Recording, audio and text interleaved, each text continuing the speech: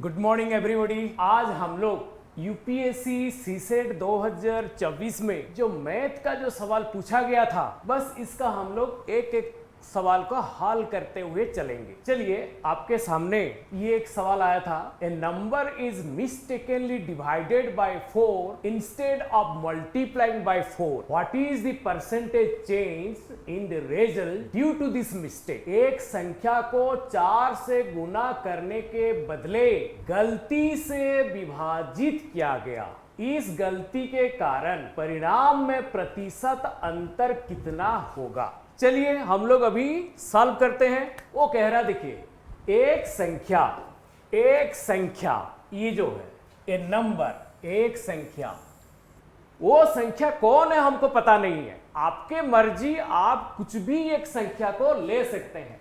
1 2 3 4 संख्या है 100, और क्या कह रहा है ना, उस संख्या को 4 के द्वारा गुणा करने के बजाय 4 के द्वारा भाग कर दिया जाता है। यानी गुणा करते तो, यानी ये जो संख्या हम लिए 100 को अगर 4 के द्वारा गुणा करते तो हमारा सही आंसर आता, लेकिन हम लोग गलती से 4 के द्वारा भाग कर दिए, इसलिए गलत आंसर आ जाता है।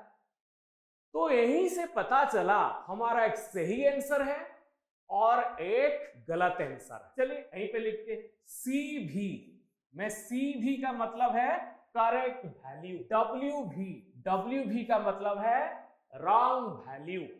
रॉन्ग वैल्यू मतलब जो गलती से जो आ जाएगा परिणाम, उसको मैं WV लिखा, यानी रॉन्ग वैल्यू, यानी गलत वैल्यू। CV मतलब करेक्ट वैल्यू, यानी सही मान। ठीक है, अभी क्वेश्चन के हिसाब से मैं लिख रहा हूं, a number is mistakenly divided by 4 instead of multiplying by 4। अगर ये जो संख्या हम लिए हैं, आप 100 की जगह कुछ भी ले सकते हैं, बस आसानी के लिए मैं 100 ले लिया, तो उसी 100 को 4 से अगर गुणा करेंगे तो कितना आ जाएगा, 400। तो ये हमारा करेक्ट वैल्यू है, यानी सही मान है। लेकिन हम लोग क्या कर दिए, गलती से उसी 100 को हम 4 से भाग कर दिए। तो जब 4 से मैं भाग कर दिए, जब 4 से हम लोग भाग कर दिए, तो उत्तर में कितना आ जाएगा, 25 आया। ये हमारा गलत वैल्यू है और ये हमारा सही वैल्यू है। क्लियर। फिर आगे चलो, वो कह रहा, what is the percentage change in the result due to this mistake. इस गलती के कारण परिणाम में प्रतिशत अंतर कितना होगा, यानी इस गलती के कारण फाइनल जो रिजल्ट आया है उसके प्रतिशत में कितना परिवर्तन आया। देखिए अभी ये जो 25 आया है, 100 से कितना कम आ गया, 375 कम आ गया। कहां से कम आया, मैं ये जो 100 से कह रहा हूं, ये जो 400 से करेक्ट वैल्यू से रॉन्ग वैल्यू कितना कम आया ना, 375 कम आया। कहां से आया ना, करेक्ट वैल्यू से रॉन्ग वैल्यू कितना कम है, 375। और आप लोग परसेंटेज में लिखे, आप लोग परसेंटेज में कैसे लिखेंगे, कहां से घट रहा है, 400 से कितना कम है, सॉरी हाँ 400 से ये जो 25 आया वो कितना कम है ना, 375 कम है। ऐसा लिखेंगे। और आप लोगों को पता है, जब इस प्रकार की फ्रैक्शन में रहता है उसको प्रतिशत में बदलने के लिए क्या करते हैं, इनटू 100, यानी 100 के द्वारा गुणा कर देते हैं। अभी 0000 कट, अभी 375 को काटिए, कितना आ जाएगा, 4 नियम 36, 1 4 तिया 12, 3 मतलब 30, पॉइंट लगा दीजिए, 4 सत्ते 28, 2 जाने 20, 4 पंचे 20। ये उत्तर में आया। ठीक है, हमारा उत्तर में कितना आया? 93.75%। आप लोग देखिए ऑप्शन में, ये ऑप्शन है कि नहीं? ऑप्शन देखिए डी में दिखाई दे रहा है, डी में दिखाई दे रहा है 93.75। इसीलिए ये जो क्वेश्चन का सही उत्तर है option number D, 93.75 is the right answer of this question. ठीक है, चलिए हम लोग और एक क्वेश्चन की ओर बढ़ते हैं जो यूपीएससी में पूछा गया है इसी साल CTET में। Next question is like this, let x be a 2-digit number and y be another 2-digit number formed by interchanging the digits of x. If x plus y is the greatest 2-digit number, then what is the number of possible values of x? मान लीजिए x एक 2 अंकीय संख्या है और y एक अन्य 2 अंकीय संख्या है, जिससे x के अंकों को विनिमय मतलब इंटरचेंज करके बनाया गया। यदि x प्लस वाई महत्तम 2 अंकीय संख्या है तो x के संभाव्य मानों की संख्या क्या? चलिए इसको सॉल्व करते हैं। देखिए x भी x लिखा गया, x भी 2-डिजिट नंबर, x एक 2 अंकों वाली संख्या है। मैं आप लोगों को थोड़ा बता देता हूं 2 अंकों की संख्या, जैसे कि पहले मैं संख्या लेके बताता हूं, फिर इसको मैथमेटिकली एक्सप्रेशन मैं बताऊंगा। ठीक है, जैसे देखिए एक 2 अंकों वाली संख्या मान के चलो, मैंने एक 2 अंकों वाली संख्या मैंने लिया। देखिए ये एक संख्या लिया जिसमें 2 अंक 2 डिजिट, इसको हम कैसे एक्सप्रेस करेंगे? ये हो गया यूनिट प्लेस में, ये हो गया यूनिट डिजिट और ये हो गया टेंस डिजिट, यानी इकाई के स्थान पर कितना है? 3 है और दोहाई के स्थान पर कितना है? ना 5 है। इसको हम कैसा लिख सकते हैं? जो दोहाई के स्थान पर यानी टेंस प्लेस में जो संख्या है उसको हम ऐसे लिखेंगे 10 into 5 या 5 into 10 प्लस 3 into 1। 1 इसलिए लिखते हैं कि इकाई के स्थान पर है, उसको हम ऐसे लिख देते हैं 10 into 5 plus 3, 10 into 5 plus 3। देखिए 10 पंचे 50 प्लस 3 यानी 53 यानी 53। समझ में आ गया? एक डबल डिजिट वाली संख्या को हम, ये जो 53 जो डबल डिजिट वाली संख्या, हम उसको ऐसे लिख सकते हैं। क्लियर हो गया डबल डिजिट संख्या को कैसे लिखना? अभी चलिए क्वेश्चन के हिसाब से चलते हैं। क्या कह रहा है क्वेश्चन?